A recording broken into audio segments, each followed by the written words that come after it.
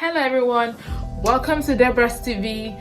Do well to like and subscribe, and I want to say a very big thank you to everyone that has been engaging on my videos, that has found value. I've come again to bring another form of value again to you, to your finance, to add to your knowledge. Alright, so in our last video we talked about what happens for us to get to what we do, right? Why do we get the results we get? We get the results we get because of the roots, because of what we have inside of us. Now we want to now talk in this video about how do we come about what is inside of us. Were we born with it? Were we born with the way we think? Were we born with it? No, we weren't born with it. We have been able to pinpoint where the problem is. If you find out that you have financial problems, the problem is inside of you. If your mind cannot carry it, then that is how it is. I was somewhere last week and I saw a shop. In the shop it was written the name of the lady and mini mart. So I just imagine in my mind, like, oh my god, that means this lady did not imagine in her mind, in herself, that this can actually be a big supermarket. She imagined it in her mind that it has to be a mini mart, and it was exactly a mini mart. It was full of goods, but it was a mini mart. So it has to do with the mind. Now we are asking ourselves, how do we get to program our minds like that? How do we get to program our minds like that? It has to do with programming. Everybody has their program. It's just like the computer. If you program a computer to behave a particular way, that is how it would behave. Or you have a calculator, a scientific calculator, for example. If you channel it to be on a particular mode, maybe statistic mode, it's going to give you the functions of statistics. That is the same way as we humans. If our minds are programmed a particular way, it will give us the results we are getting. And how will it give us the results we are getting? From that programming, it leads to our thought. The programming helps us, gives us that thought. It comes to the thought, then it gives us the feeling, the urge to do that thing. Next, we take action, and from the action, we get our results. Now we want to look into what do we need to do about the programming. How do we change our programming? We need to know what forms our programming first before we know how to now change the programming. So that's what we're discussing in this video.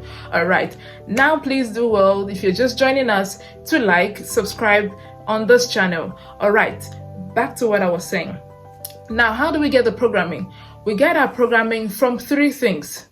Now, from the things we hear, number one, as babies, you find out, if you have a baby around you or in the house, you find out that babies do mimic. When you're talking, they will mimic you. You say thank you, they say thank you. That is how we learn, even right from growing up. Okay, we learn different things, not just finance, how to take care of money, how to invest. Every of those things we learn from what we hear. We have learned from what we hear. We learn from what we see, which we call modeling. Yes, we learn from what we see. When you see that your dad or your mom or your sister or some guys in the area, they flaunt money around, they throw money around, and you feel like, man, I want to grow up to be like that uncle.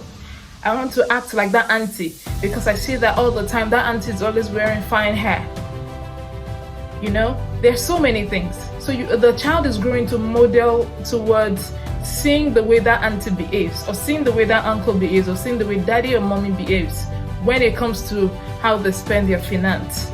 So the child will feel like everything about money is just for you to get a good hat, or what you need to do when you get money is just to throw it around on the street and just drink with it and do anything you like with it.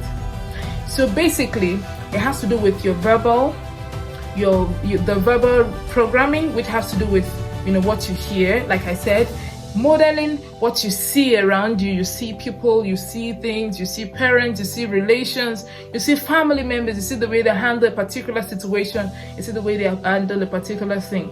You see and you hear your parents say things like, where do you expect me to get the money from? Those are how to program a child's mind and all of that. And if you are a parent currently and you do not want your child to be the way you are, don't repeat the same mistake, the same type of modeling your parents have put inside of you. Do not repeat it, so that you don't pass it into the generation and generation forever. That is what even brings up generational curse. It is not about, at times it is not mostly spiritual. Of course, spirituality is essential, But most of the time, it's actually not the spiritual aspect that is actually affecting that generation. It is the thoughts that has been passed across. Nobody's asking any question. Nobody's saying, why are we saying this thing in this family? Now, this person, you ask this person will say, yeah, I'm saying it because my mom said that. You ask the mom, why are you saying that? I'm saying that because my grandma said that. I've seen a situation whereby when someone is actually trying to make a meal, for example, the lady cuts the sausage by the edge. She cuts it by the edge when she's trying to make sausage roll. Then her husband asked one day, why are you cutting the edge of the sausage roll? Is it not a waste? She said, no, that's how my mom does it. Then they called her mom and asked, Mom, why do you do this? The mom said, because my mom does it. So nobody asked any question. Why is this thing like this? So thankfully enough, Grandma was still alive. We asked Grandma, why do you cut the edge off your sausage while making it? Grandma said, because my pan was too small. So every other person that has been doing it just saw that, okay, Grandma is doing it, so it means that if I don't cut it like that, it won't be delicious. If I don't do it this way, it won't be nice. Because Grandma does it this way, and that's how it has to be done. So nobody asked any question. We're like, but you have a bigger pan. Mom had a bigger pan, but she didn't ask. She was just, wasting that part of the meal all along for years, until her daughter even grew to the extent of, getting married and repeating the same thing. That is how generational. It is not just about the cooking skills alone, but about what you hear, what you see, and what specific incidents that has happened to you, what has happened to you, and your experience as a child while growing up. You had a particular experience. You saw daddy fighting with mommy. You saw mommy shouting at daddy and all of that. You grew up and you feel like it's a normal thing. That is the reason most women beaters end up having children who are women beaters as well. That is what happens. It is not a matter of generational curse. It is a matter of what they saw. They were modeling after their father, naturally. They heard their father curse their mom. They heard their mother curse the father bitterly. So we have to be careful what we say to our children as well. Now, for us who are already grown and we want to change the results of which we're getting, especially in our finance, we have to now check and settle down and ask ourselves, where have I gone wrong? What are the wrong things I have heard? Because the programming comes from what you've heard, what you've seen, and what you have experienced. What are the wrong things I have heard about money? Have I heard that money is evil? Money is the root of all evil. Have I heard that all rich people are proud people? Have I heard that when you have money, you don't have peace of mind? Have I heard that when you have money, you are restless, you can't sleep, you have sleeplessness? What are the wrong things you've heard about money, about wealth, about riches? Now you go to, what are the wrong things you have seen about money? A lot of us see wrong things on social media these days about money, right?